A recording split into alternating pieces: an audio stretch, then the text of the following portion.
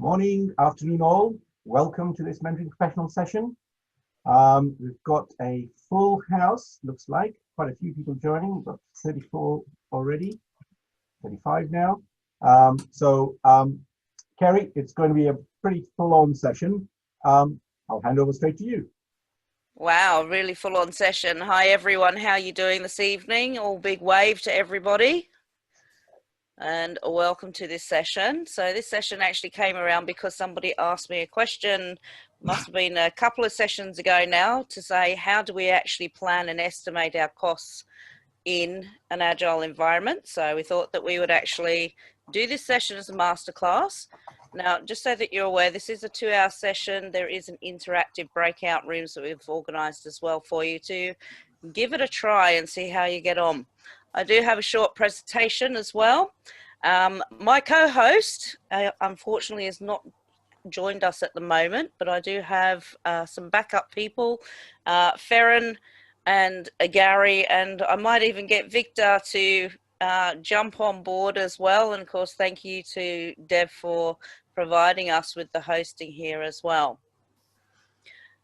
I will flick over to screen sharing. If I do apologize first of all, as I'm not really up to speed with how to work Zoom. So Dev, tell me how I screen share these things. You can screen share by looking at the bottom of your screen, and there is a screen share option. A quick question for people. How many people here are actually Prince 2, and how many people are more agile space? What's the experience like? So please feel free to put that in the chat window so that I've got an idea of people's backgrounds a little bit.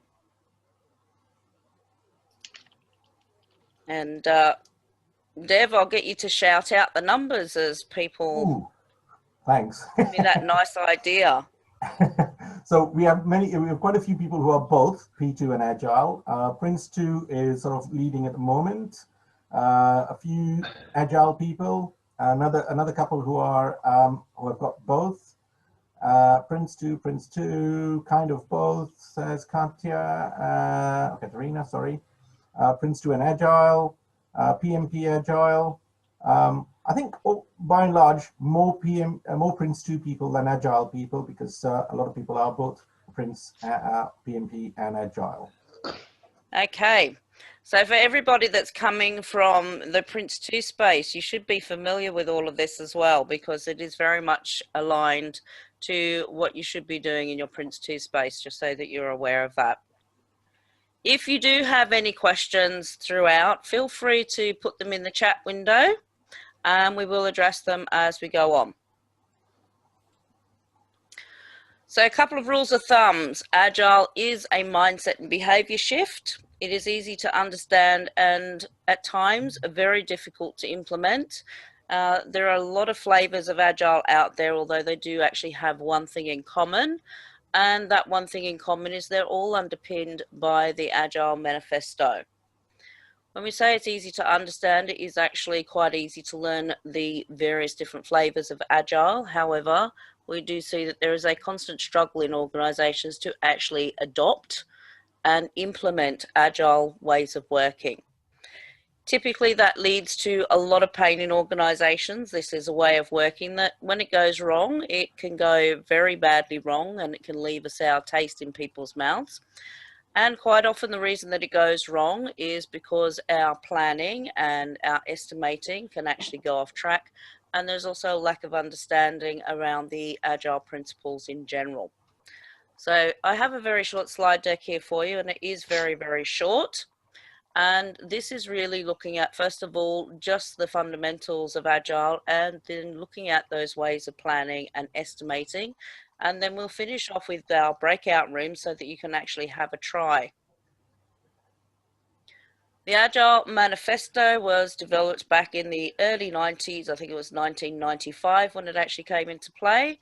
And you'll notice that I've actually done a little bit of a typo here, because I'm actually quite a generalist Agile person. I'm no longer in software development. I was many years ago. And the essence here is that everything in the red down the left-hand side is more important or adds more value than the items that are on the right hand side. So we value here people and interactions over the processes and tools. It doesn't mean that you can throw the handbook out the window, folks. Yeah, we still need that handbook, and we still actually need the processes and tools in place, or otherwise things just derail.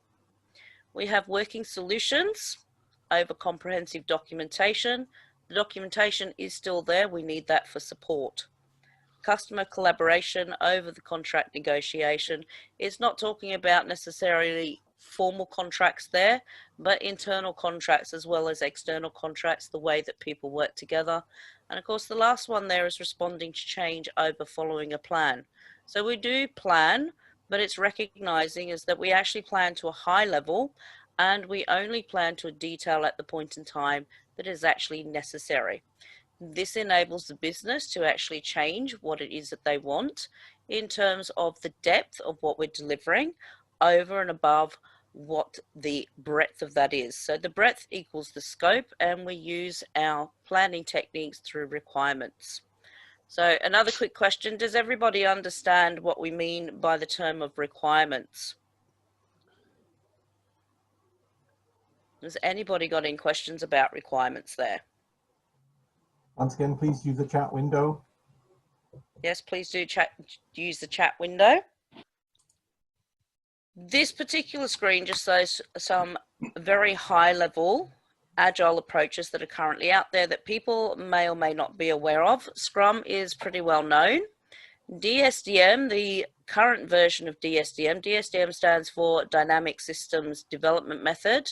It was actually developed prior to Scrum, so it's predates Scrum by approximately 1 year.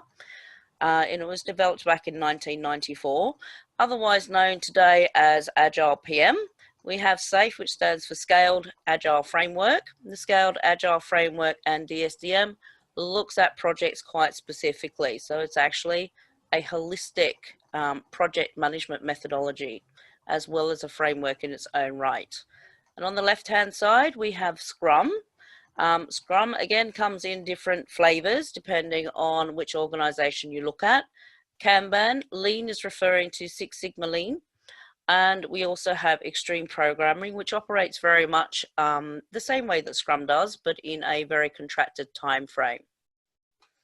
Now, to get to the crux of tonight, and I do hope you enjoy this session, Dev, I'll get you to read out those answers to those questions in a second. Okay, just so you know, Kerrie, I don't have a list of those questions. They may have come to you privately. Right, okay. So generally, everybody does understand the rules around requirements and indeed what we actually mean by requirements there. First of all, I've got some golden rules. Now, these golden rules actually apply to both styles of project management for Agile as well as Print 2. In fact, I really like to apply these to any particular kind of project management methodology that is out there. They are simple and straightforward in terms of what those golden rules actually are. The very first one is focusing on the business need, and what we're talking about there is actually understanding the drivers of the business and the direction that the business is actually going. Quite often we miss out on this, particularly when our projects are very much related further on down the scale and further away from the strategy of the organization. We typically fail on our projects specifically because we haven't actually understood what the business drivers are for that particular project, and therefore the project itself is not going to add value back into our organization. One of the key things that we need to do is keep the overriding goal in mind for all of our decisions. So that means that the business goal that we're aiming to achieve for all of our requirements, any decisions that need to be made in terms of impact assessment for changes, as well as issues raised and risks raised. We also have our long-term goal for the project, but we have our internal smaller size goals that we relate back into our increments in terms of what it is that we need to deliver and when we need to deliver it.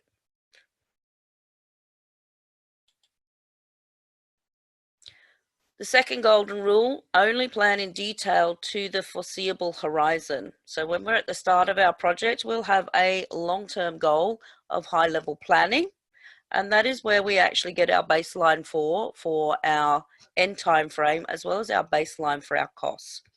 At the point in time that we need to plan in more detail, we will actually plan in detail at that right point.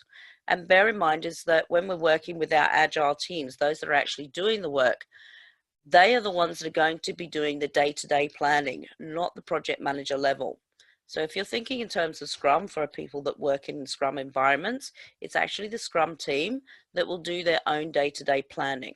So this can make things a little bit more difficult, of course, for the project manager that's overseeing potentially Scrum teams. And the last one there is estimating is not exact. It's called estimating for a reason. It's not a finger in the air either. It's just an approximation of how much something that is going to cost. And we do that in a variety of different ways, starting off with the requirements themselves. And when we're estimating, we have a higher level, which says is our outer cost, as well as our lower cost. So the outer cost is literally the bells and whistles, you get everything. And the lower cost is what you'd class as your worst case scenario. The rules apply to different project management methodologies. So in Prince 2, we actually work in a similar way. Your PMP people out there, you'll also be planning in very much the same way as well, because it's an underlying factor of your PMP. Some core concepts for you. Obviously, the reason for doing something. Here in Agile, everything is always based on a vision, what that picture of the future needs to look like, the outcomes that we seek to achieve, and the benefits of doing it. Our benefits are actually our positives, our improvements based on our outcomes. Just bear in mind as well is that we also need to be aware of any disbenefits that might accumulate along the way as well. They can in fact actually be enough to stop our project if our disbenefits become more substantial than the benefits of doing something. The next question I have for people, has everybody used Moscow prioritization before? So Gary, you're saying yes, which is great. A couple of I've no's, got but a couple of no's. Yeah, but mainly yes. One person's heard of it. A couple of people are aware of it. So Moscow prioritization is very much what we come to when we're looking at our requirements, and we need to prioritize our requirements in order of the business need. So we have this called a must-have, which stands for a minimal usable subset. That would be the equivalent of your minimal viable products, which most people are probably more aware of as a minimal viable product. That means that if that particular requirement is not there, then the project itself is no longer viable. It could be that we're not going to achieve the benefit if it happens to be a benefit related requirement. It could be that the system itself, the solution itself, wouldn't be viable without it. It could be illegal, so a legality clause might be there, it might be unsafe, and these would all indicate that there could be a substantial problem if it's not there. A should have and a could have just actually indicate that there is some sort of a workaround, and that means that a should have is more important than a could have. So you can have a workaround, but the workaround itself will be short-term and painful. The could have is not quite a bells and whistles, but is relatively the same. So it's less painful. They do have a workaround, potentially a longer term workaround. The should haves and their could haves in our Agile environment is our contingency. So we're more traditional project management. We build in contingency by adding a certain percentage, such as 5% or 20% onto our time and cost. Here we actually are guaranteeing our time and cost, and we actually use our requirements in order for us to ensure that we meet that time, cost and quality ratio. The third part is we won't have. That means you won't have in a particular time frame. Now, Moscow prioritization actually works across a time frame. So we have different time frames. We have a project level time frame. We have our increment levels, and we have what we call our time box level, which would be the equivalent of a sprint in Scrum. Whenever we're looking at our focus on the business need, we're prioritizing and reprioritizing our list of requirements for a particular time frame. Now, it's worthwhile to note here is that when we initially look at our requirements are looked at from the overarching project goal and the full time frame. Typically, that gives us 60 to 80% requirements for the project level time frame, which means that we have between 20 and 40% contingency just in the requirements itself. When we are looking at how we then plan this, how do we do the planning? How do we do the costing? Planning is partially all around the resources, but also we're looking at as well our contingency there, and we build in contingency by actually adding in no more than 40% of effort towards our contingency. So that means that must-haves will represent 60% effort total for a given time frame, and we then need to estimate and re-estimate as we go through our project life cycle. Has anybody got any questions at this point in time? And do feel free to put your microphone on to ask any questions.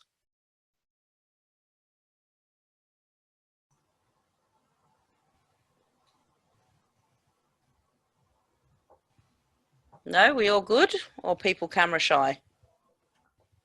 Kerrie, could you just go through the contingency element of it again? I have indeed got that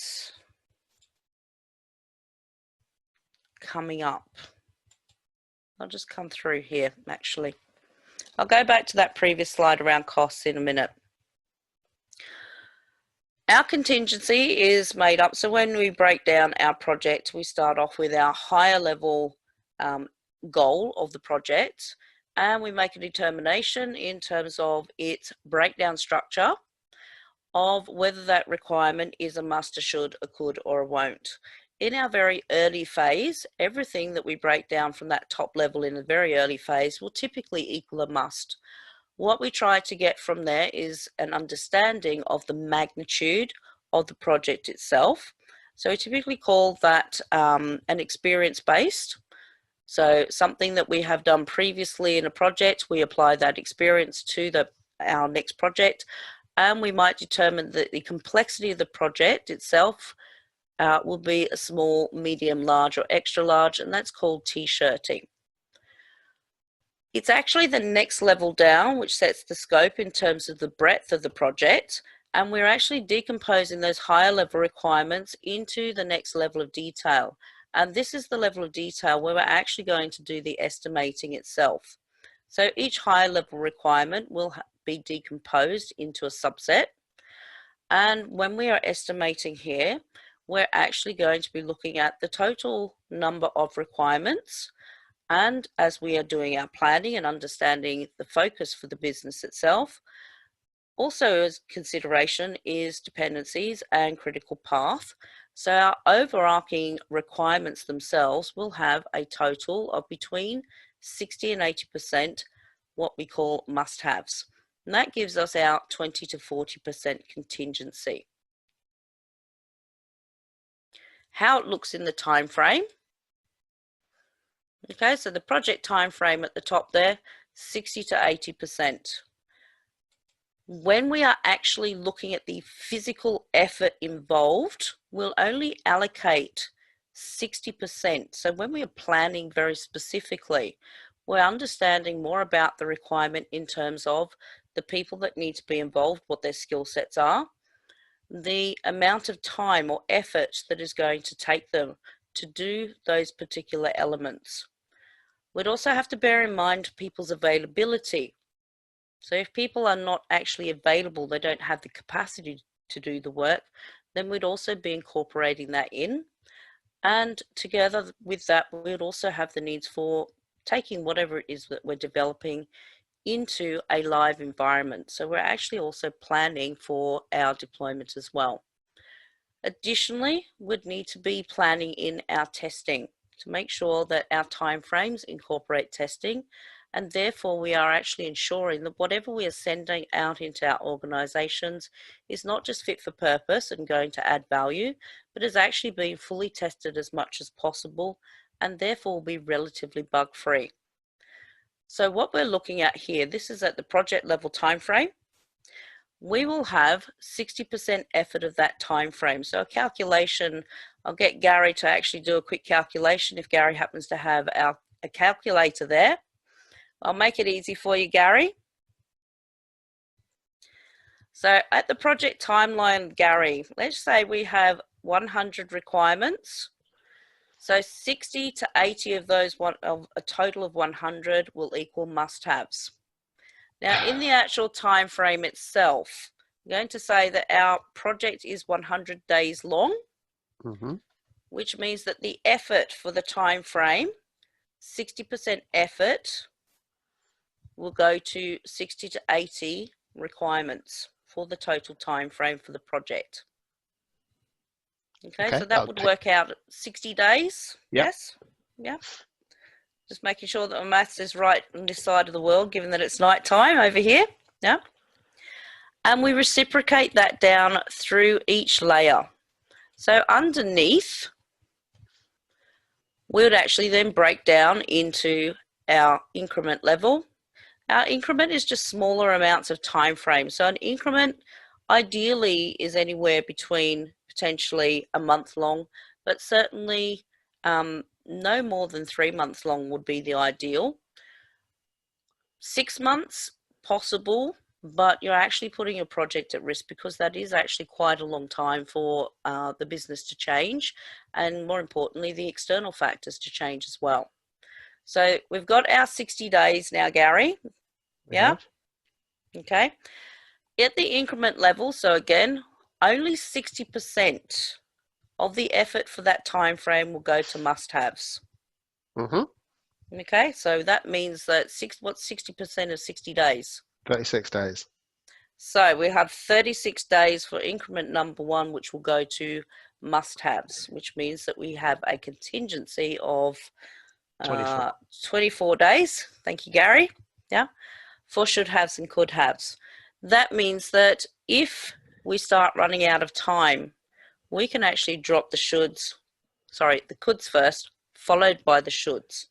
We will still have a viable product though at the end, yeah, because that's what the must stands for. And the must itself is made up of shoulds, coulds, musts, as well as won'ts.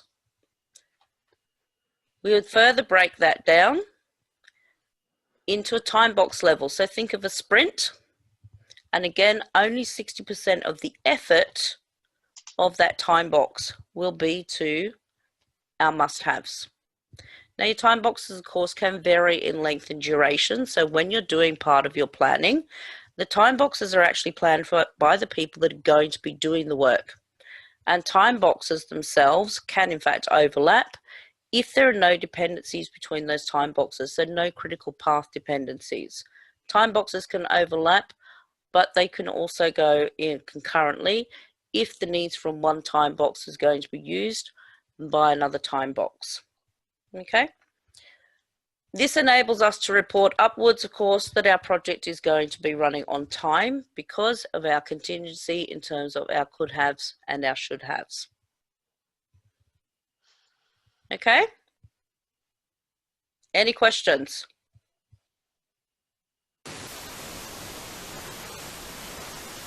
Hey, Tim. Can't hear you, Tim. Is he on mute? I can't hear you, Tim, sorry. You may need to type a question, Tim. So, Tim, you might need to type your question because we can't hear you. And there's a bit of background noise coming from your microphone's not connected properly.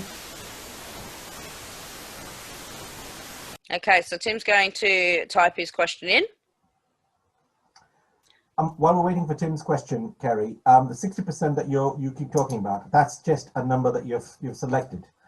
It could be as high as 80% for each one of those, couldn't it? For effort, only 60% dev.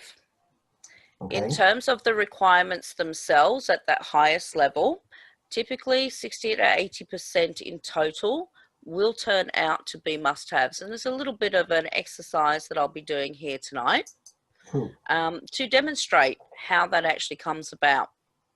Okay. When we are actually looking at the time frame itself, though, so we've got 60% of the total effort, which was why I had Gary calculating that out for me, because my brain otherwise wouldn't be taking in that kind of information.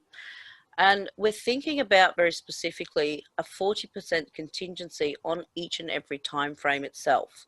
So within that time frame, we're asking the business, what is it that they actually want to be getting for that time frame? What are the outcomes for each of those time frames? Yeah, and from the top level, when we're in the increment, we get the requirements needed to deliver those outcomes. And we have to make sure that we have a balance between our contingency and our mandatory requirements, so the must-haves from the business as well as the contingency itself. Sometimes a business might be focused very purely on we got to have must-haves all the time, yeah, because that happens quite a lot. And we do need to push back on the business to actually negotiate what is most important to them, or indeed actually decompose those must-haves further to ensure that we actually maintain that contingency. If we don't maintain that contingency, we're actually introducing a huge amount of risk. Yeah, so we must maintain that at all times. That sounds good, thank you. And we've got the question from Tim. I think Gary is trying to answer that, but should I just read out the question? Yes, please. Okay, I have often struggled with a definition of viable product. Sometimes what somebody calls a viable product, I call a dog's breakfast, and it's not up to quality for use. However, people who will not use the product say it does the job, but they do not consider the views of people who will actually be using it. And because people down the pipe lack quality, how can that be overcome? Okay, so Tim, that is a really good question. It was something that I was discussing quite a lot this morning. The question on quality here is we actually use the requirements themselves. So when we're thinking about what it is that the organisation needs, those requirements actually come from the organisation themselves. So it's not the project team specifying it. We have the wider organisation coming in and telling us what it is that they need based on that vision. So we say what the picture of the future needs to look like, and we ask the question, what is it that you actually need in order to achieve that picture of the future? And when we have some of these questions, so I'll give you an example of what we could use in terms of the picture of the future. One of the ones that I like to use quite often is in fact called the call center. Now, I'm sure that many people will have an idea of what the call center should look and feel like, yeah? Not just as IT people on how to implement it, but also from the business side, the people that are manning the call center, and of course not forgetting our wider stakeholder group as well. They all have different styles of requirements. Now, the call center is not going to be any good to man nor beast if nobody is actually going to use the call center.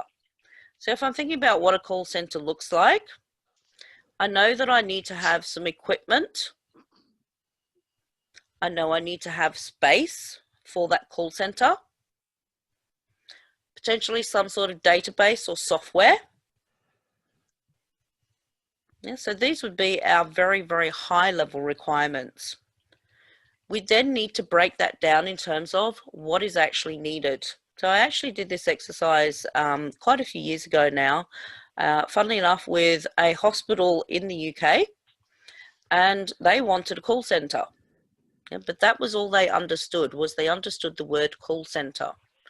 Now for me, I used to be in that line of work, so I actually used to do a lot of call centers, and of course anybody that has had a speeding ticket going around Birmingham on the M5, M6 or M42, I'm kind of responsible for that one as well, but no, I'm not paying any of your speeding fines.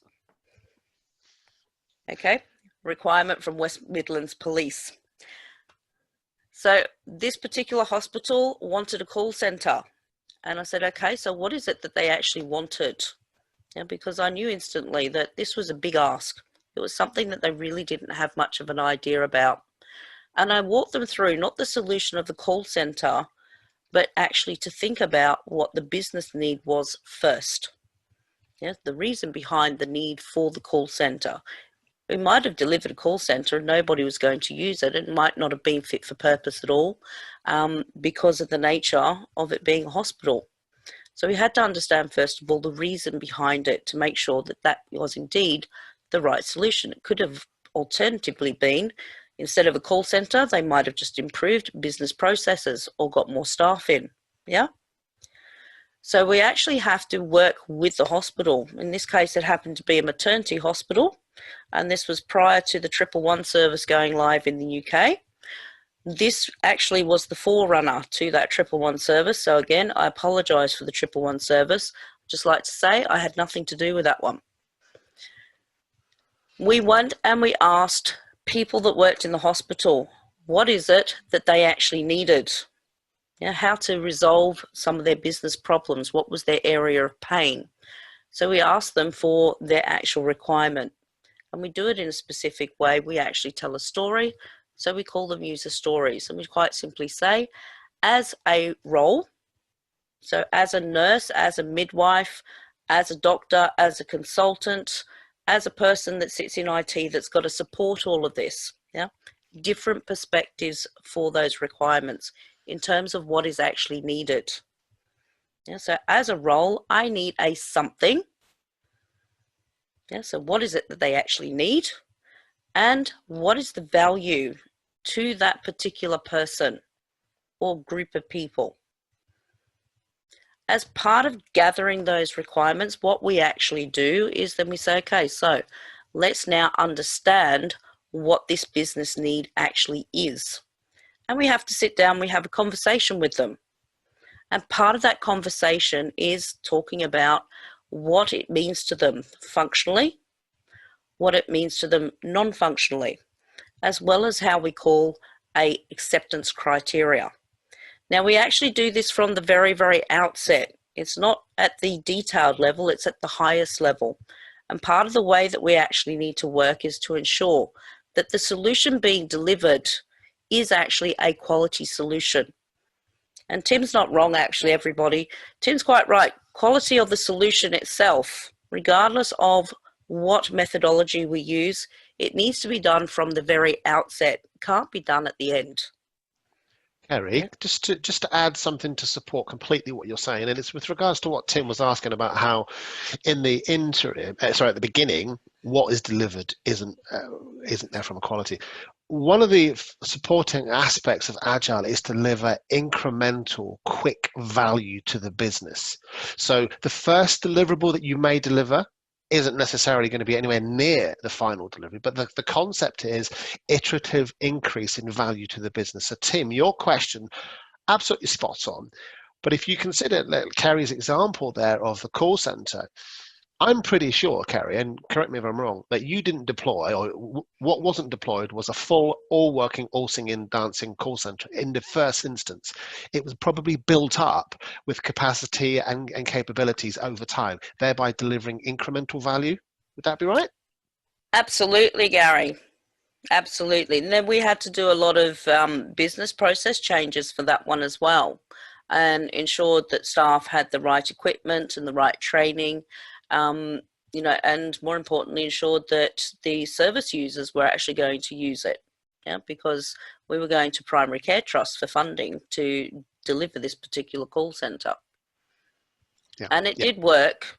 It did work, and it worked well. It actually was extremely valuable to people that live down in the Dorset area of the UK. They found it to be an extremely valuable service to them. Yeah, and the other reason why it's always considered to be incremental value that you deliver to the customer, and Kerrie talked about this at the beginning, is you can change direction.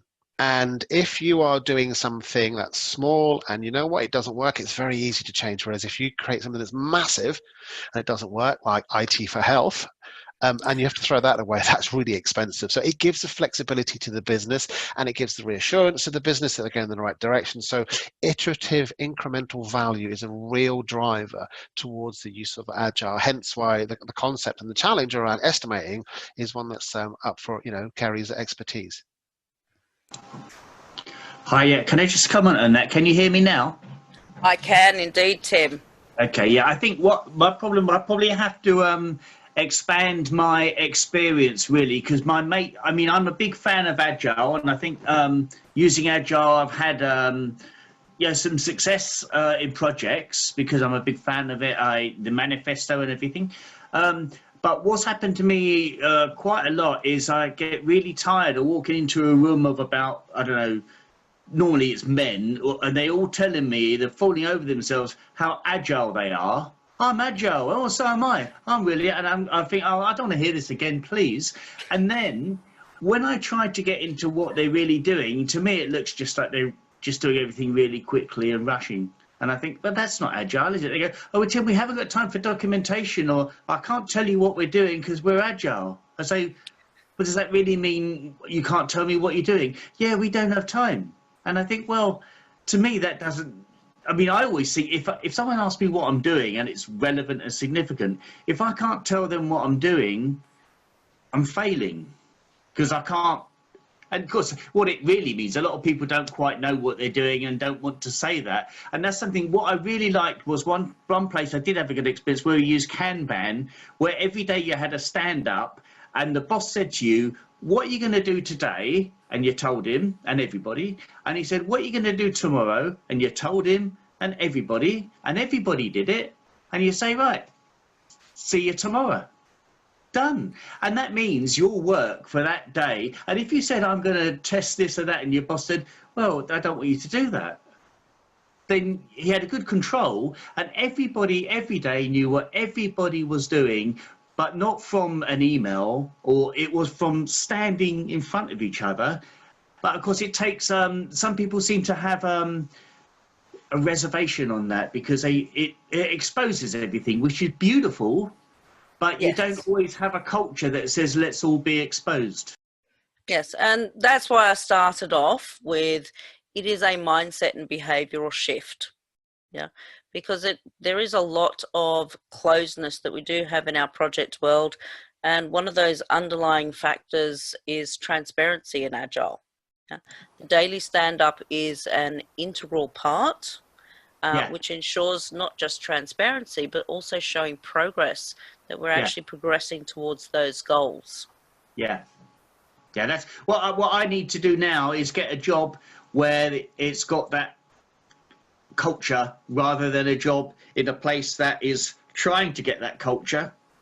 And then, of course, trying to get that culture when you haven't got that culture, as you said quite earlier, it can be very, very tough to actually, it's easy to understand Agile, but it's very tough to put it in. Yes, it is. It can be extremely difficult. So, Farron, just to answer your question as well, Farron, yes, the external stakeholders, the users themselves, they were in fact asked, because it was actually the very first thing that we needed to do, was to sound out the users whether it was a service that they were going to be interested in having, an actual call center that they could ring in, not just to change appointments, but also to ask questions that they otherwise felt uncomfortable asking in group sessions. And funnily enough, the majority of the users for the call center service were the new dads. Because they were a little bit gun shy when it came down to asking questions to midwives. Now, Paul, you've asked a question now. So, Paul Montague, the business case is actually quite an integral part of Agile. However, in the Agile environment, it's not actually essential to have one. We describe the business case in different ways, obviously, and think of the business case really as our output, if you like, from our initial planning sessions and our initial scoping sessions. So the vision is something that would go into our business case, and as a result of planning and estimating, so too would our costs. Tonto also asked what should be the interval between iterations. It could literally be only a couple of days. It depends on the nature of the organization. Everything that we do here is workshopped. So as we're finishing one increment, we'll naturally start planning for the next increment. So we would be doing workshops to actually discuss what comes next, and indeed whether anything comes next at all. So after that first increment, it could in fact be the end of the project. You know, the business might have moved on and decided that that project doesn't actually need to do anything else. Yeah, so it actually means that the business can take full control over the outcomes that they want to seek to achieve.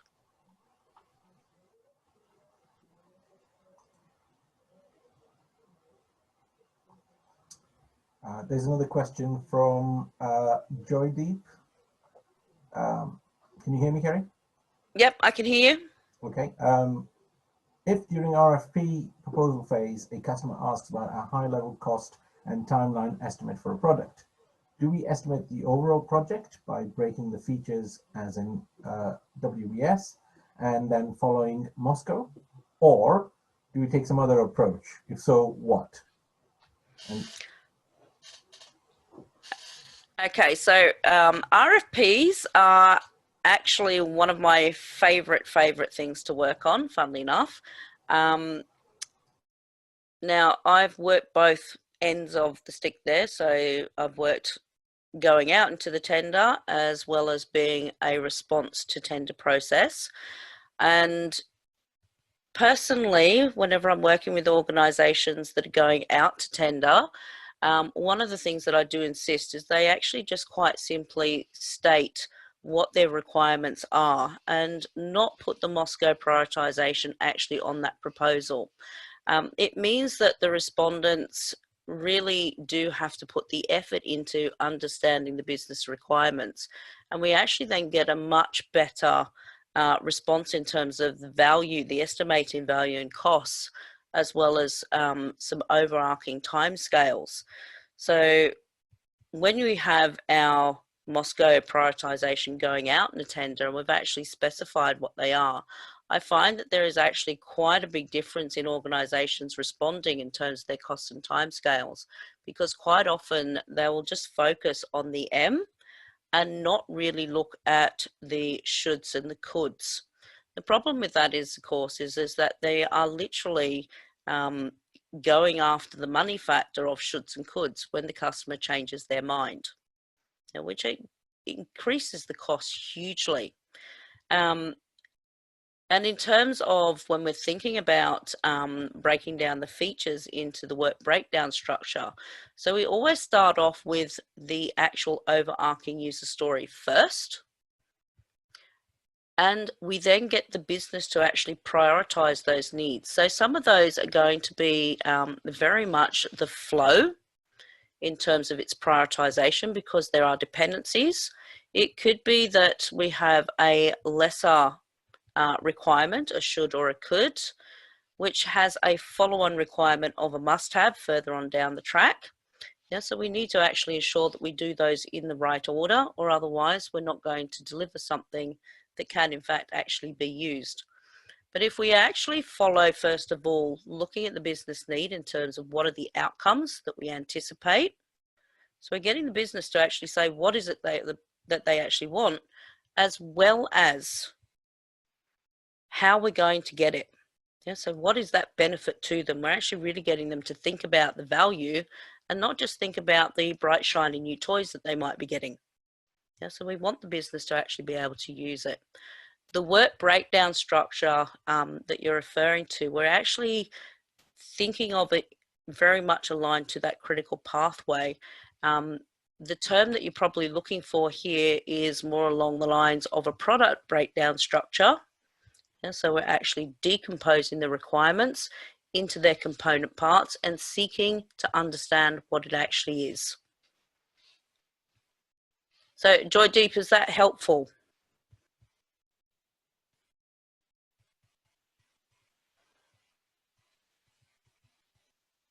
Good. Ideally, Joydeep, for you, you should be understanding what the priorities are prior to the contract being signed. Yeah, it can be a little bit hit and miss because it is quite a double-edged knife.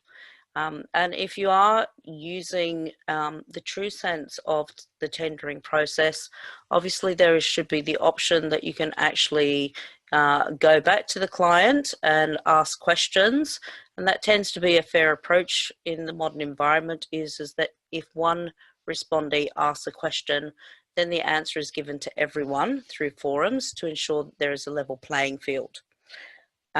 Moscow, in that sense, if you take out the Moscow going out to a tender process, you're awarding it based on the actual true value.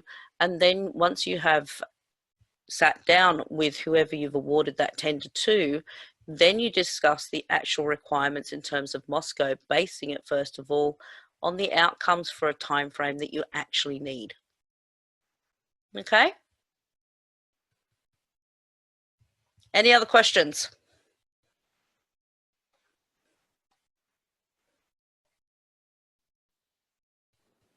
Yes. Nellie and Victor. I should say Victor. Yes, I have. I was just asking those questions. Okay. So is there no other questions on that one? I'm just going to go back to that little estimating slide there.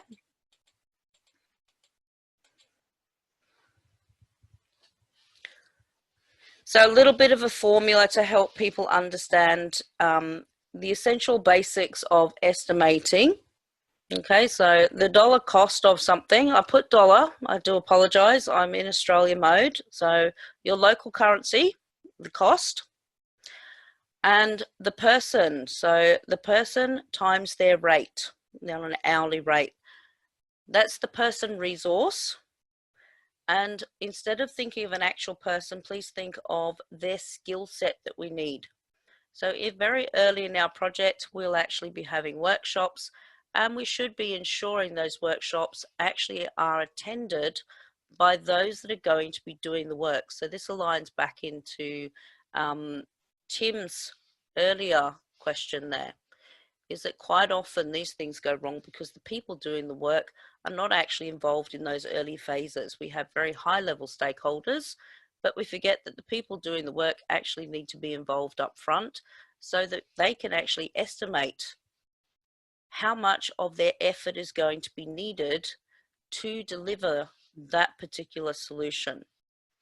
And bear in mind also your people resources, they do have different hourly rates, and we are almost guesstimating what their hourly rate might be. So that guesstimate could be based on a rough idea of an annual salary divided by a number of weeks, which breaks down into a number of hours per week. And doing a little bit of mathematics, we will get a breakdown of a person's hourly rate. Okay, so the person resource times their hourly rate. And I should have included in there as well, and I knew that I was thinking about it earlier, yeah, times the amount of hours effort. Okay, so that will give us the person rate plus the cost of other resources. And the one that tends to be forgotten quite a lot is the ongoing operations and maintenance costs. So this is actually an answer to a question, again, that really must be answered from the outset. What is the total cost of ownership of that particular solution? So we're supporting it going into the future. Is it something that's only going to be a short-term solution, or is it going to be a long-term solution? Short-term solutions, they are cheaper for us to actually deliver. However, they have a very short shelf life. Once we hit that shelf life, their operations and maintenance costs go upwards. Likewise, something that is more strategic has a longer shelf life, yeah, but it is going to cost us more to deliver it. The cost of operations and maintenance in the longer term is actually a lot cheaper. Okay, so just bear in mind those little essentials there when we're thinking about how much something is going to cost. Of course, when you're planning your resources, so the effort of resources, even though we're costing on an hour rate, when we're planning, we can't plan for part days. Yeah, it doesn't make sense to actually plan for part days. We should be planning in a way that says if somebody is only available for 1 hour a day and it takes 8 hours to do a task, then that task is actually going to take 8 days. So we're planning accordingly based on capacity. You know, and the only way that we know that people are actually available to do the work is to physically ask them.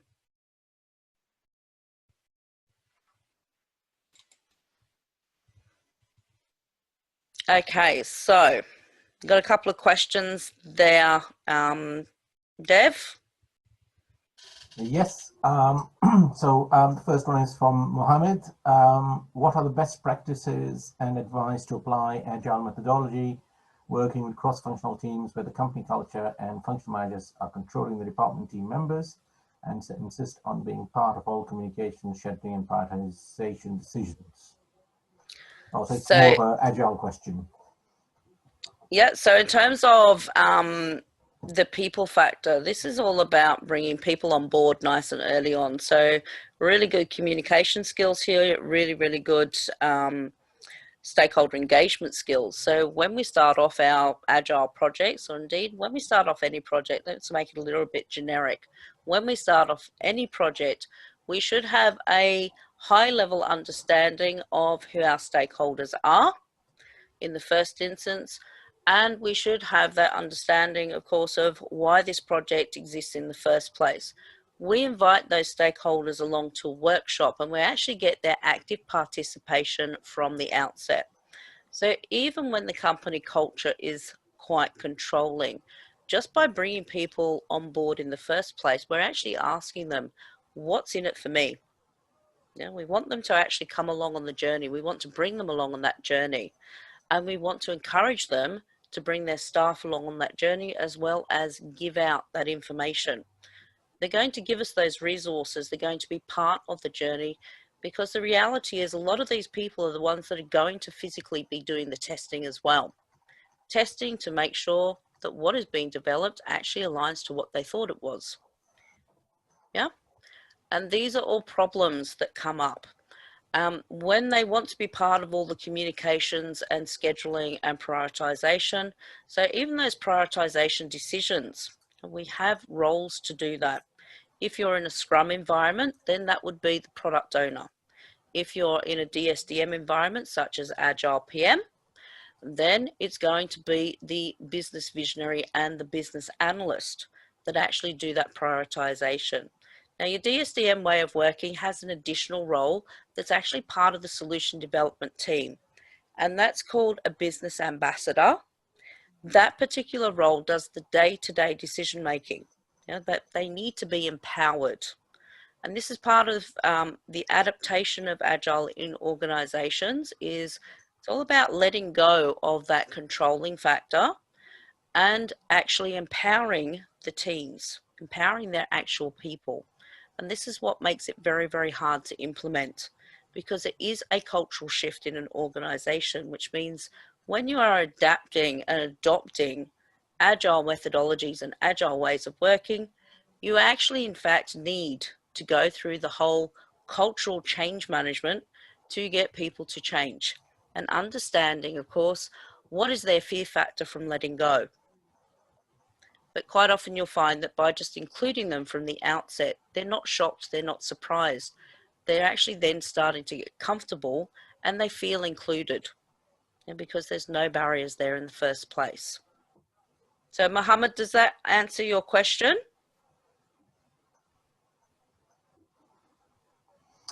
While we're waiting for Mohammed to respond, Katerina has a question.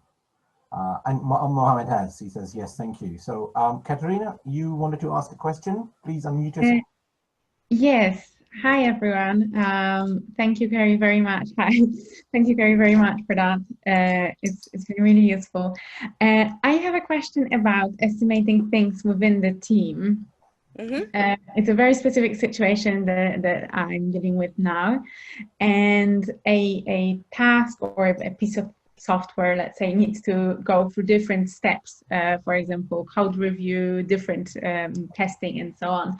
And I'm trying to estimate that, and I don't really know if I should be pulling up all of those times plus dev effort together, and then to get the duration of the task, or I should assume, take it as a whole and then estimate the effort and so on, the cost.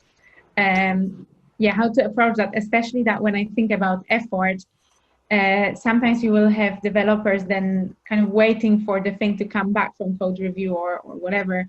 Obviously they can do something else now, but how do I kind of, you know, account for that it's not going to be that everyone's doing something all the time? I hope you get my question. Yep. So when we're looking at QA, code review, and the actual development itself, if you're working in a DSDM environment, you actually have the tester as part of that team. And it's part of the function of the team is to ensure that business resources are coming in and testing the functionality, make sure that it meets their needs at the point of development. So we literally develop just enough for the business to actually then come in and check that it's meeting their needs. Yeah. When it comes down to end-to-end testing, so at the end of each time box, that is something that should represent literally a minimal viable product. Yeah. It's shippable at the time box level. You might have to have several time boxes to make up the increment in order for it to be released out into the organization. But individually, each one of those time boxes is in fact fully tested. So part of our planning is understanding how much time do we actually need to allow for testing at the development level, as well as the end-to-end testing. And the end-to-end testing actually starts at the point specifically a component is ready to be tested. And as more components are ready to be tested, they start getting into that system testing internally. So it is fully tested end to end. And DSDM actually has the role integrated to the team. Part of the way of working in Agile is testing is integrated to the development. And additionally, DSDM has, as part of deployment itself, that full end-to-end testing again. So back-out procedures are tested as well. Can we regression test? It's actually part of your planning process. Does that help, Katerina? Hi, yeah, I think that helps. I think though I'm kind of having a non-ideal scenario where in a team we don't really have dedicated testers, and there is some reason for that there as well. It's not a completely out of a blue decision, but it makes it hard for me then to estimate and plan. So maybe it's something I should think of. Thank you. A rule of thumb for development, so particularly if it's software and it's code, so that is quite specialist. If you've got two developers, developers should not be testing their own work other than to say it is ready to be tested. It really needs to be tested independently by somebody else that hasn't developed it. But there's no reason why two developers can't test each other's work. Yeah, so that comes back down to that planning again. And it's just being more effective in planning, in that when we plan, we need to ensure that the people doing the planning are actually part of that planning process. Yeah, so we don't plan in isolation. Whenever we plan in isolation, things go pretty much off track almost straight away. If we plan together as a team and we actually have the people doing the work, putting that input into the plan, yeah, we come up with realistic plans instead. I don't know what I used to do. Thank you. So what I used to do was I often had a challenge getting people to test. And what I found was at the beginning of the project where they want the product and everybody's keen and they go, yeah, of course, yeah. yeah, we'll get it tested. We'll have the people for you. But then when it came to testing, they said, oh, it's year end, Tim. It's financial year end. We haven't got the staff. So what I used to do was at the beginning of the project, I said, right, you'll give me 3 people for 3 days for testing next April or whenever it is, or whenever this testing phase is going to be, and get them to commit at the beginning.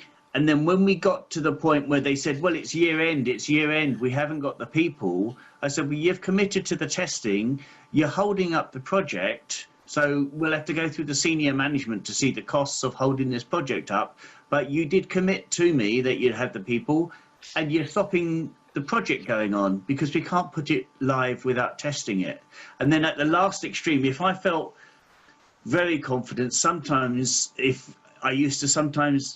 if they really did not want to test it, I sometimes used to ask them to sign a risk acceptance and say, look, if you really want to put this live at your risk, if it goes wrong, okay, you didn't test it, so that's where the responsibility lies. That's what I used to try to do. So just one of the things I used to do, so I was governing projects, so I worked in IT service transition acceptance. So right at the beginning, I'd have a meeting with everybody, say, this is the project, how much time, talk to everybody, say how much time. And then I'd put those meetings, that time in their calendar right ahead, send invitations out. So there might be one meeting where we're all spend an hour, and then I might say have to spend an hour with each of those people separately. They were all diarised for them. So you know, that's another callback to them to say, well, you can't say you're not coming. It's been in your diary for months. You've accepted it. It's really important.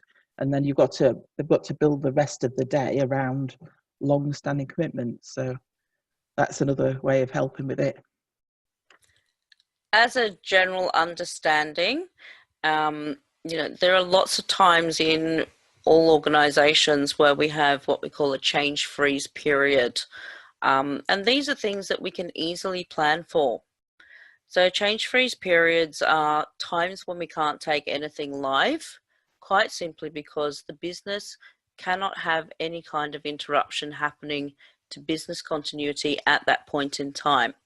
So as an example, Christmas, yeah, for most countries, Christmas is definitely you don't try to do any kind of testing.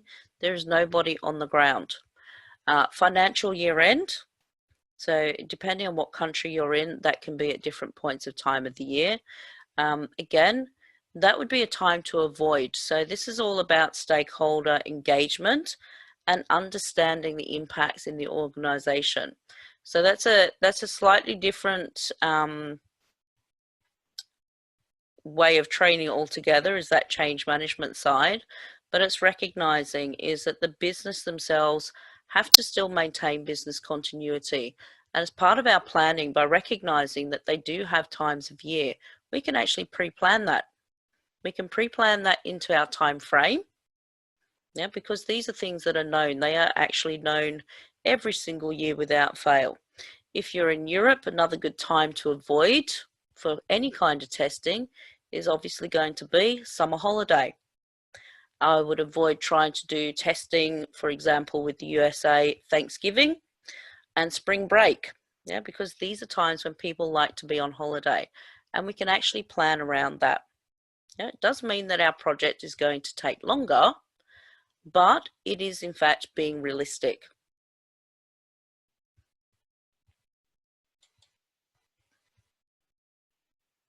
Does that help, Tim? Couple more chats there, Dev. Yes, I think it was Katrina's. We just carried on with Katrina's question and point there. So Joydeep is extending Katrina's question. If we have a 5-point story, how do we estimate the tasks for coding? DB change in testing for coding or database change in testing? Do we use the SLDC guidelines of effort, 25% design, 40% coding, 20% testing, etc.? Yeah, so again, the rules of the engineering side, which funnily enough somebody raised yesterday as well, how do we actually work in engineering style processes, which is specifically around that software development lifecycle. So again, you actually build that in as part of your process. You build that in as part of your planning. If in a time frame, we need to have certain percentages for development and testing, yeah, we can actually build that into that time frame. It works perfectly well. Yeah, we shouldn't be ignoring the rules of thumb for software development, yeah, because otherwise we're not actually going to be delivering anything of value, and we end up quite simply delivering things that either outright don't work or it's full of bugs and the users don't want to use it. Yeah. So this is part of effectively planning the work ahead. And we can actually say, okay, software developers, what is it that you actually need? And it helps us to do that planning. And you'll find that we actually have a very, very significant amount of contingency built into the time frame outside of our requirements that we use. And we've got a very, very significant amount built into that time frame. And so we shouldn't actually be running into problems. And if we do run into problems, this is where we can come back and we applying the rules of Moscow prioritization, yeah, because it's in the time frame.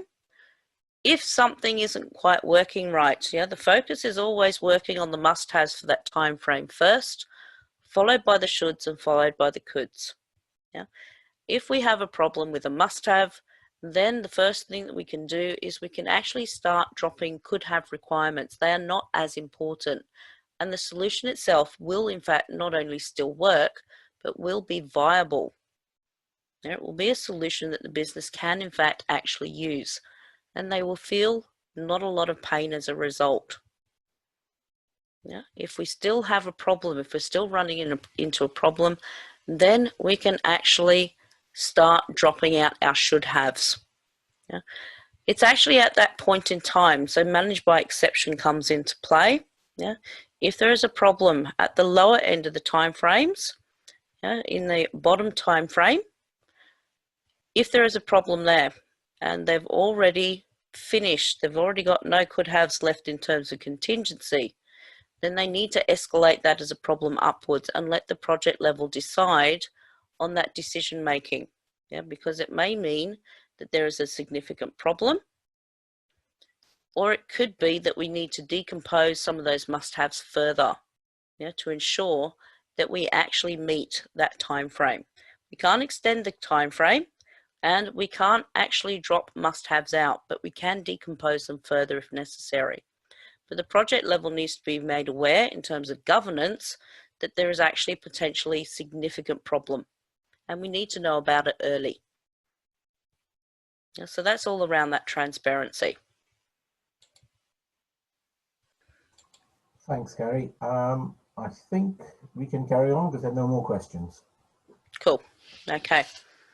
So just to finish off this part here, how are we doing for time-wise, Dev, as well, just out of curiosity? So we are at 1:15. We have another 45 minutes potentially.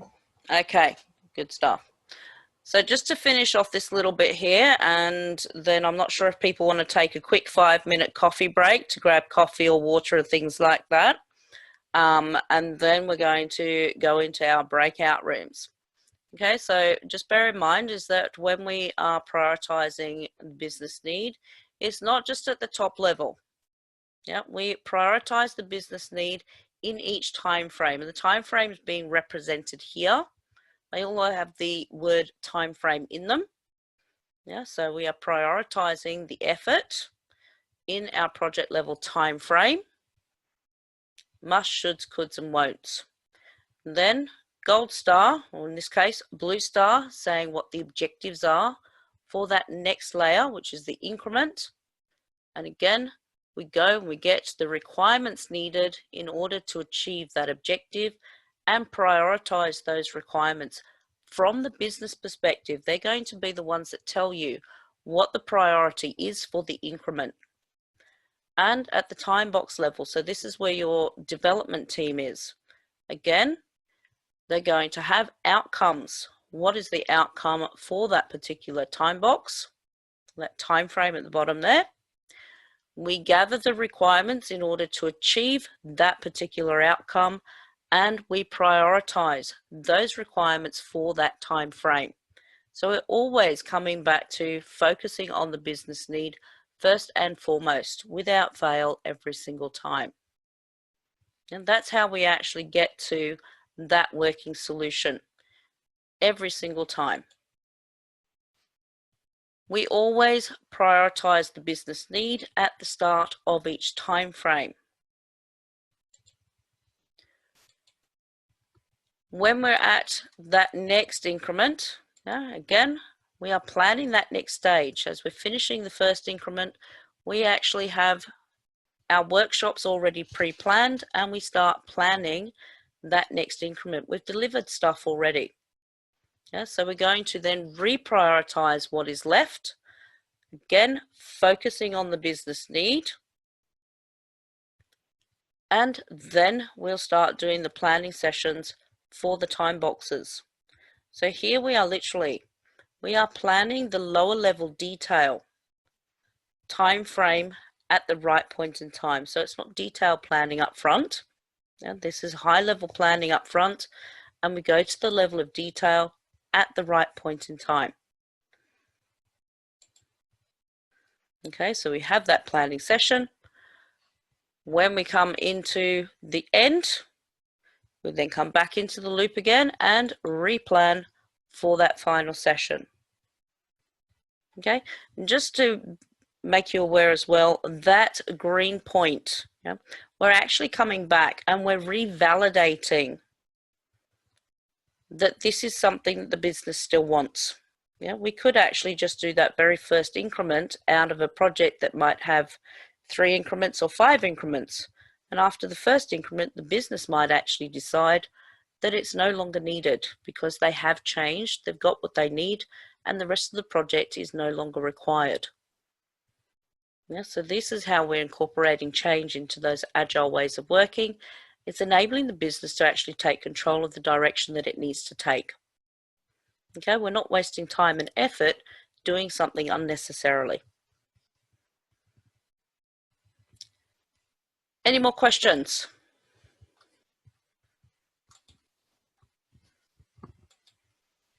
Nothing really, so please carry on. Did you want to give everyone a couple of minutes to get into the breakout rooms, or should we just set out the breakout rooms first? Let's set out the breakout rooms. I just wanted to know if anybody wanted to take a quick break. I know that it's a little bit unusual, but it is actually also a longer session as well. So 1 yes. So should we just give everyone 2 minutes, and then Kerrie, you and I can just set up the breakout rooms? Yep, that'd be great. Everybody, okay, guys, grab yourself your 2-minute break. Now, what I've actually done here is I've set you up with a project. The project is called Office Move. We have a reason for the project, and that reason is, in light of the current environmental factors, the organization needs to be able to respond faster to the changing marketplace in order to remain viable. So a lot of people around the world have really experienced this over the last, 8-9 months now. Okay. Now this is a step 2 process, and I like this template system quite simply because it's reusable, and it's easy to understand how the process flow works when we're actually trying to set up our agile projects, or indeed really any kind of project, understanding what it is that the project itself needs to achieve. Okay, and the whole idea behind this is you're actually going to be yourselves. First of all, you're all stakeholders for your breakout room. You're all stakeholders initially in the office move, and you need to first of all capture the ideas about what the office move means to you. Now, this is a system that is easily move aroundable. You'll find it's a sticky note system. Okay, so there are some example sticky notes there. And to add a sticky note, because you should all be able to just quite simply start typing sticky notes of what it means to you, just quite simply double click on the screen. You can change the font size up and down, and you can change your sticky note color to whatever color that you want it to be. So the first area that we're going to look at is, what is it that the office move entails? Let's just do, this is like your brainstorming session in a workshop. So for each of your breakout rooms, first of all, you're going to put some ideas down. Then we're going to go to that next bit, okay, which is all around the scope, what we're looking at inside a scope and outside a scope. Now, if you need to, there is also an outline there as well. So you can actually just click on the titles and it will actually jump you to that particular section. I'm just going to move you out the way there, Gary, as much as I love seeing you there. Okay. We then need to look at the sequence of events. What is now, what is next, what is later, and then the schedule. Now we've kept the schedule very, very light in terms of what that schedule looks like. Okay, what is it that we need to do first, second, third, and so forth and so on. Now just bear in mind, whenever you're working with schedules, of course, is that here, Agile environment, what is it that we seek to achieve at the end of Q1? What is it that we seek to achieve at the end of Q2? It might be that you want to have your project schedule being significantly shorter than yearly quarters. You might want to do that on a month-by-month basis. You know, discuss it as a group. Okay? Is everybody all right with that? I think, given the time, it's 1:30. How much time do you want to give everyone, Kerrie? So we're going to keep it nice and simple. We're only going to give this session 15 minutes. Okay, And it's just so that you get into the idea of how to work this and actually get in some of that practice and that discussion, because that's obviously the key factor around planning and estimating appropriately. When you're thinking about the requirements and think about how much effort it would take to actually do something, that is actually the crux of getting those estimates, getting those costings. And if we plan together as a team, we'll actually see things happen a lot smoother. So we're only going to give it 15 minutes and then we're going to come back. What I would like you to do as well, in the heart of collaboration, of course, is you need to select from your team a spokesperson. Preferably not a mentor. Yeah, so you need to select from your team a spokesperson, and that spokesperson is going to be given a couple of minutes to briefly describe what your office move looks like in terms of the outcomes that you seek to achieve. You know, some rough timelines. Yeah, and let's see what you come up in terms of your estimate and plan there. Okay, everybody ready for that breakout now? Okay, why don't people join the breakout rooms now, please? Have control of the.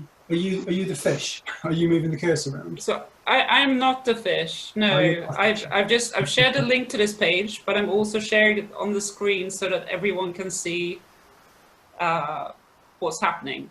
That's so great. I'm guessing. Is the link shared in the chat? I think we have Nish, who's a ram. We have, I don't know who the fish is. There's a raccoon. And I am the visiting panda. So I think maybe we're missing one person. But so, yes, so it's 9:35. Yes, go ahead. Sorry, Farron, I was just going to suggest it might be better if you don't share, because people might be getting confused because of what you're showing and what they should be seeing on their own screens. So everyone should have received the link that Farron has sent out, and on that link, if you click on it, it'll open a web page that will then give you access to the mural. And is the link sent via email or in the chat? In this chat. Okay. Here. I can. I'll send it again. Sorry, I've just done that. I got it now. Oh, okay. Thank you. Okay.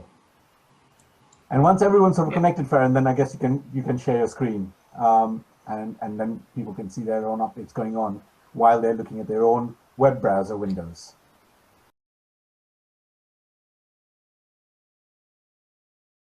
Oh, I see. I'm going to give an example. So, Office means I'm going to try and write something, but I need to zoom in. Hi guys, how's everyone getting on? We're just trying to work out how to Use this tool. write on these sticky notes. Has everyone got the link? Yeah, Yes. we're on it. So that should open up a new web browser. It says like add sticky notes, add title, comment. Now, if you do that, oh, are you typing? I am. This is me. All right, so we see that you're actually writing something. Office. Out of interest, what's my label? Because when I move my mouse around, what does it say it was? It's visiting snake. Now, if you go down to snake, click on the snake. I think you can edit your. Yeah. Yes. Okay.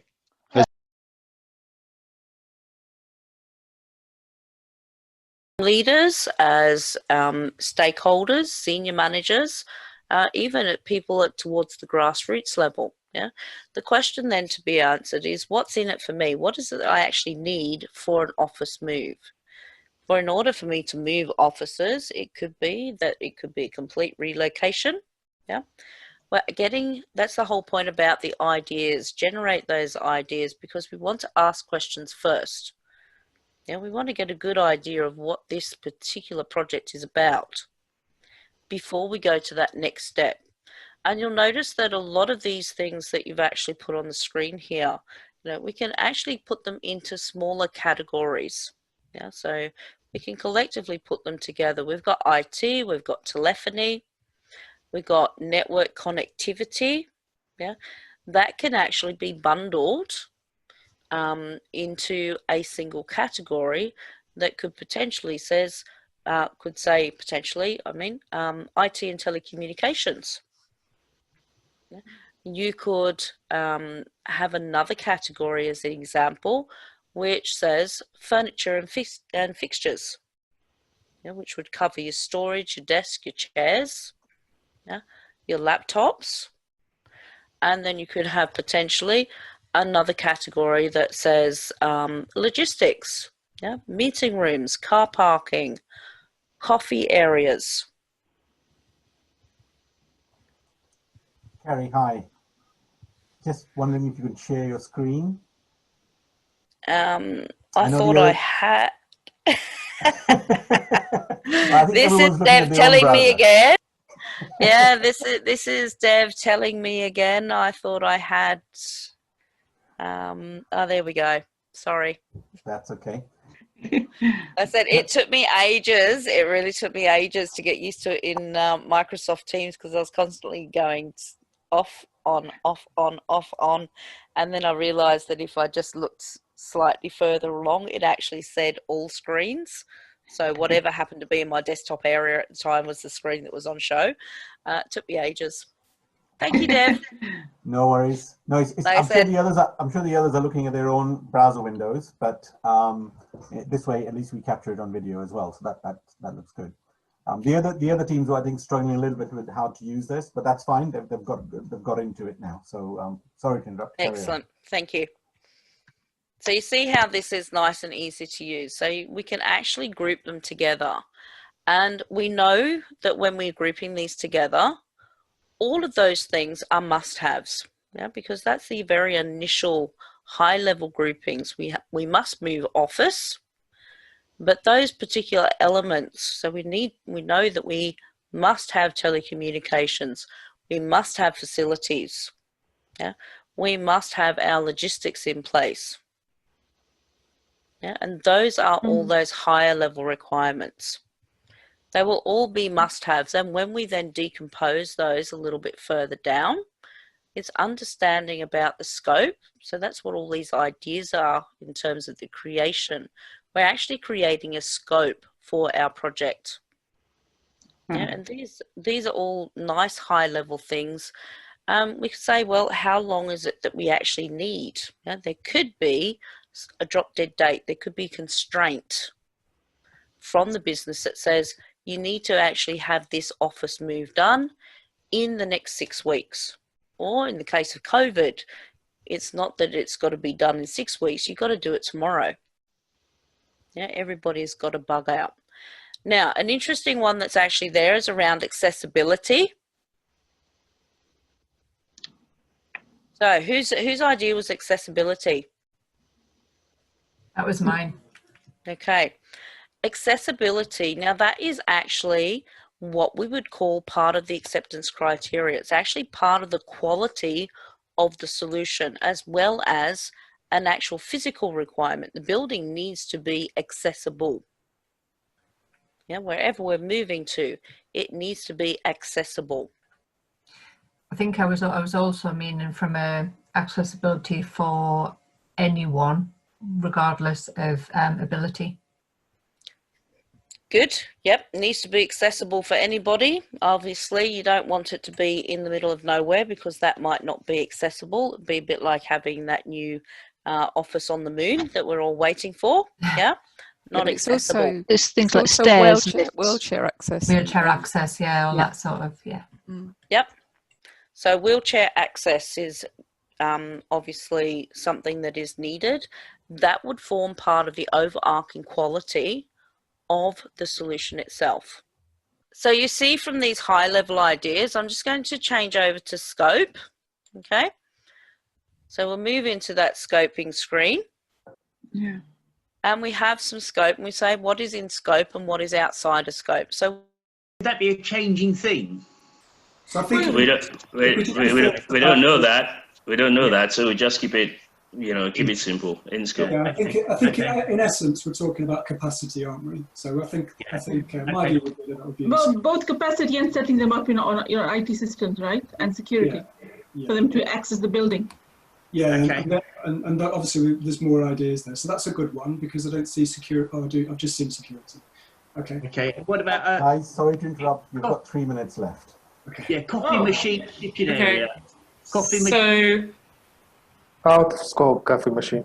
Yeah, agreed. Really? That would be top priority for me. Everything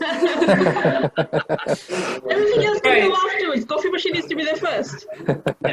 Some people won't move without the coffee machine. Exactly. Scope or but, yeah, we want posters on the wall, don't we? Hang on. So it looks like we're still doing on the yellow pieces. I thought we were talking about scope. Sorry, that was me. Okay. Sorry, guys. Yeah, no. So if we do it on the blue ones, left. because then we can clearly identify what the scope ones are. I hope you guys heard me. You've got 2 minutes left. So Gary, when we say inside, what is that in reference to? So that's what we think is in scope for the office move. I'll take myself off of mute this time. Me and technology at this hour of the night is just not working very well. Hi, guys. So I think everyone's coming back now.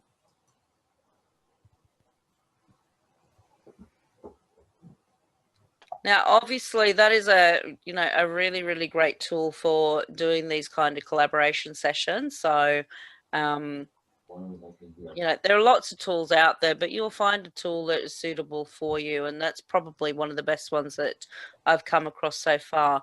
And it is so useful for getting people thinking. And of course, if you're back in your work environment and you're not working from home, make use of rooms and spaces and whiteboards and flip charts. Post-it notes are great. They come in all different shapes and sizes these days as well. Make use of those for those brainstorming sessions. So, excuse me, what is that tool called? It is called Mural Board, M-U-R-A-L. Mural And board. Kerrie, Okay. and Kerrie, Yes, Victor. does it support, and I hope you're going to say no, because I'll be gutted that we didn't find it. Does it support work breakdown structures and product breakdown structures, or you just pull them in that structure yourself? Does it directly support them?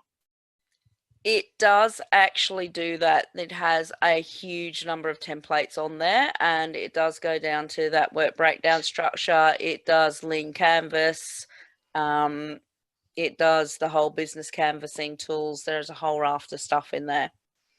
So just needs getting used to, right, and knowing where things are. Yeah. Okay. Thanks. Kerrie, before we go on to people, we've got 7 minutes left.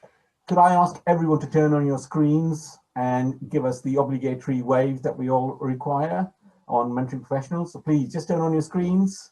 And when I say yes, please start waving. We've still got a few people who haven't turned on their screens. Let's give them a couple of, that's it, 10 seconds. Sorry, no camera. No worries. Okay, let's wave. Oh, so team 3, come on, big wave, team 3. Great, thank you very much. Right, back to you, Kerrie.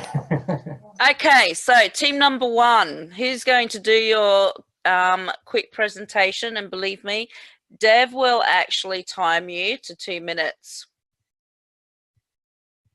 So team number 1, who's going to do that? You can share your screen as well if you want to show us your board.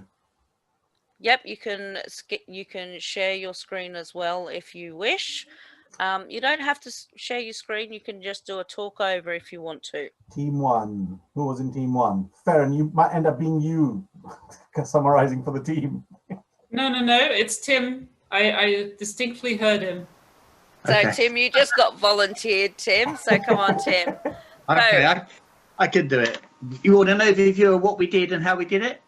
Yep. So just an overview about your ideas, all your ideas, how you then looked at the scoping exercise.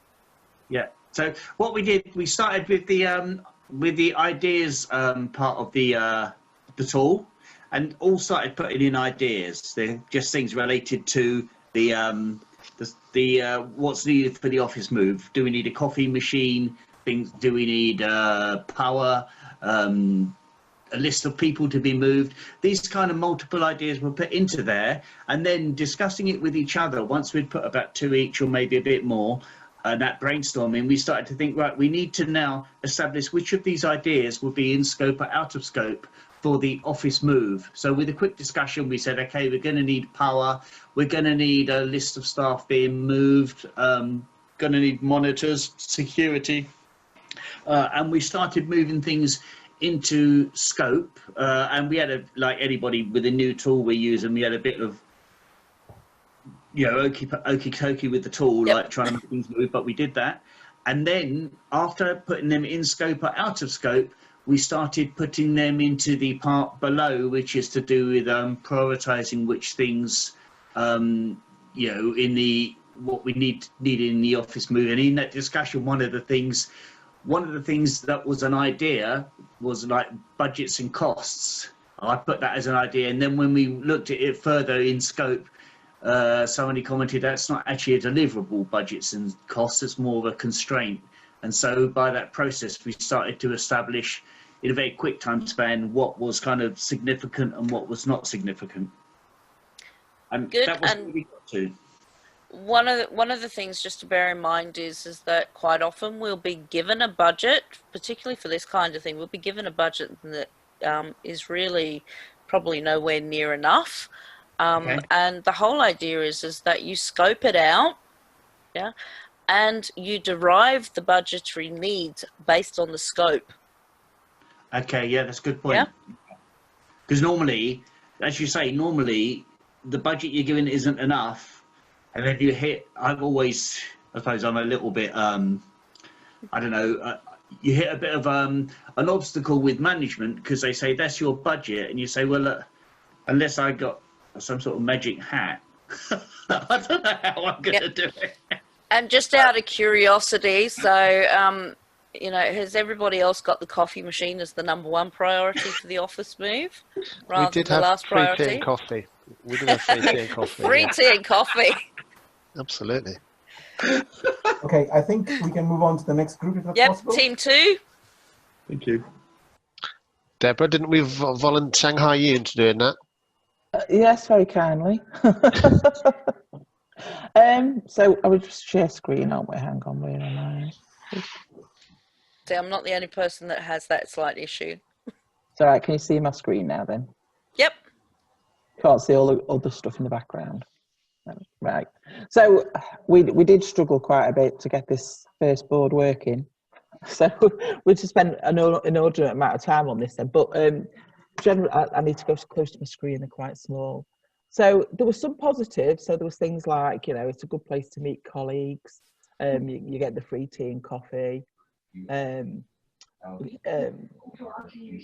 Somebody else has put another place to meet colleagues. Office is a place to have me time for somebody, which was quite good. And it's a place to get work done. Some of mine were a bit negative in that. So I'm on lots of calls, so lots of interruptions, lots of background noise, make it difficult to work. So it needs to be an affordable solution for the organisation.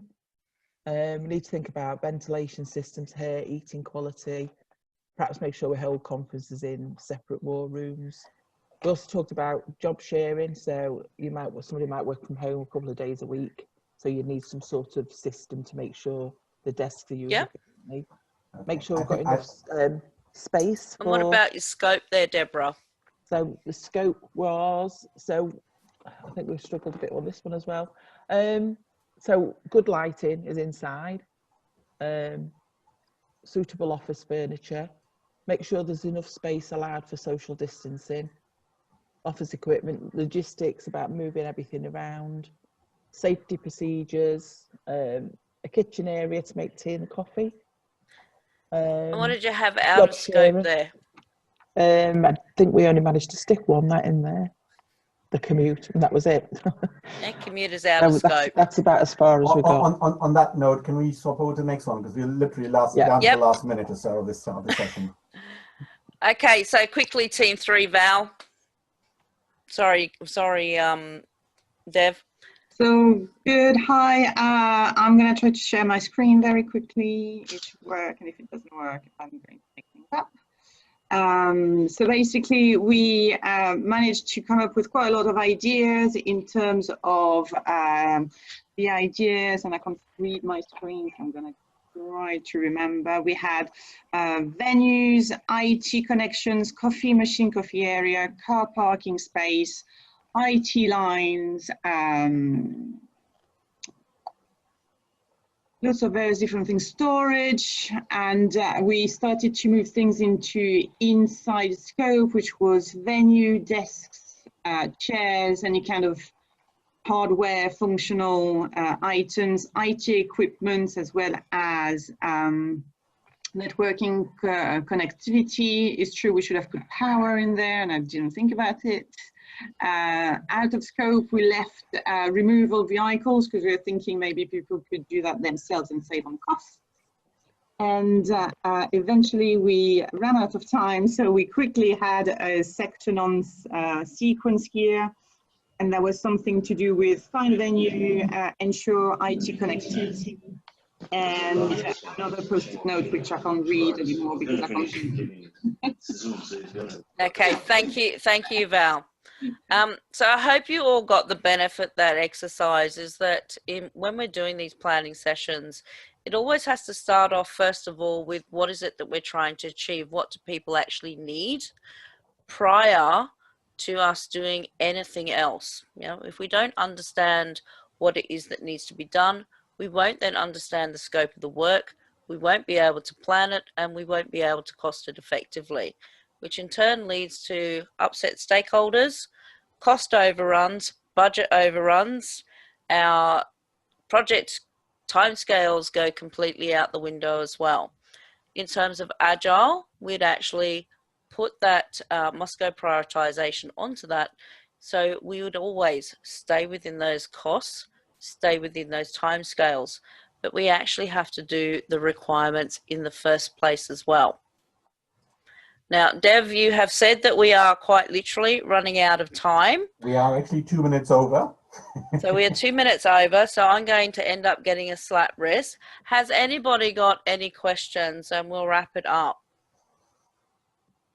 I do hope you all enjoyed the session today, or this evening, wherever you are. Yes, that's a good tool as well, thank you. Just a quick one. So when we did the in-scope, so when we looked at our requirements, there was very much wants as well as needs in there. So when you put your in-scope, would you split out your wants and needs at that stage? What we actually do with Moscow prioritization, a good rule of thumb to determine whether it's a want or a need is literally tell them that they're not going to have it. Yeah, get them to actually justify that particular requirement. Yeah, if we tell them that they're not going to have it, then they need to then explain why it would be justified moving it to a could or should, or indeed potentially a must-have. Good. That's good. Thanks. Okay. I do hope you all enjoyed the session. Kerrie, will you share the slides? Yes, superb. Thank you. Very nice session. Thank you. So, Dev, So we will- absolutely. Yes, we will be sharing the video of this session. Obviously, it needs to be edited before it goes out, because 2 hours, 2-hour video might be a little bit long for some people. But we will also be sharing the resources that Kerrie used. And if we can, maybe take snapshots of the various mural boards and put them on there as well. So thank you all for joining. You can all obviously get in touch with Kerrie and connect with us on the Slack channel or on LinkedIn. And we hope you really enjoyed the session. Thank you all.